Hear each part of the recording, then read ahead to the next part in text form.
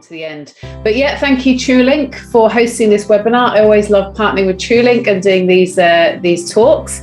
It brings me a lot of joy. I love working with IMGs. I've been working with IMGs full-time since early 2019, and every single day I enjoy my job a little bit more. So I'm truly passionate about supporting your journey along as Trewlink is as well, and I think their platform is really fantastic. So we're going to be talking about building social relationships with colleagues. Now, the reason that I chose this topic is because I've worked with IMGs for a long time. I've had a lot of conversations, and this is the thing that comes up again and again and again. So, you know, I hear it all the time. You know, my professional relationships, I'm confident with. My professional conversations, I'm confident with. But these informal conversations, these social conversations, I really struggle with. And so I wanted to do this webinar to help out. Okay. So we're going to talk about some practical strategies. So we're going to look at utilizing the first 7 seconds of an interaction. We're going to look at what tennis has to do with conversations. That will all become clear. It sounds very strange, but we're going to think about a game of tennis and how we can learn from that in terms of our conversations. We're going to look at the power of being the one to initiate, something that can be very challenging.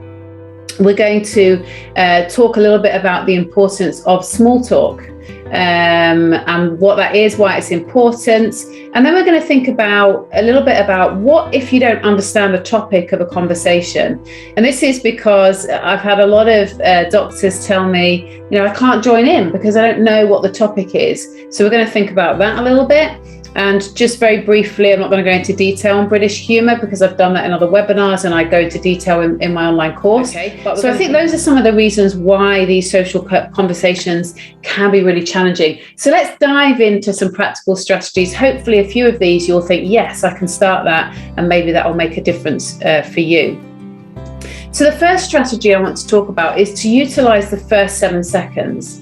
So the second thing I want to talk about is tennis. Okay, and we're not switching now to a kind of sports masterclass, okay? But you've all probably watched a game of tennis. So think about, how can I end the conversation with a question to show that I'm interested and to build the conversation? What does this do? It leads to building connections. We find out more about our colleagues. We find out about their lives. We find out about their families. It gives us more connections to talk about. And it builds our relationships with them. So being more responsive is a really powerful tool to move forward our relationships and to show that we're interested and we're part of the team, we're interested in our colleagues' lives. Join in. Or you go out on a social event, there's a group of colleagues. It's far more difficult to join in a conversation when there's a group of colleagues you don't know that well. So what I would challenge you to do is find opportunities to initiate one-to-one conversations. Be intentional about it. Try and get to know maybe 2-3 colleagues individually better. So think about, when are the times in my day when I have an opportunity? Is it at the nurse's station? Is it when I'm in the staff room? Is it when I'm walking down the corridor and I end up walking in the same direction as a colleague? These are opportunities to initiate conversations with them one-to-one, get to know them, use the techniques and the strategies we've already talked about. Okay. Small talk is your way to develop deeper relationships. It's hugely important. So we just want to stick to those topics that are safe, okay, and avoid topics like religion and politics and marriage and children and finances until you know people better. Okay, stick to those safe topics. You know, and another helpful thing, and maybe Julia or Sam could just write this in the chat. www.inyourarea.co.uk. A really useful resource to find out local news and information in whatever area you are. So there's a couple of tips if you want to learn more about the local area, but please don't feel you have to go and learn everything about every popular topic that's being talked about in the UK. You really don't. Okay.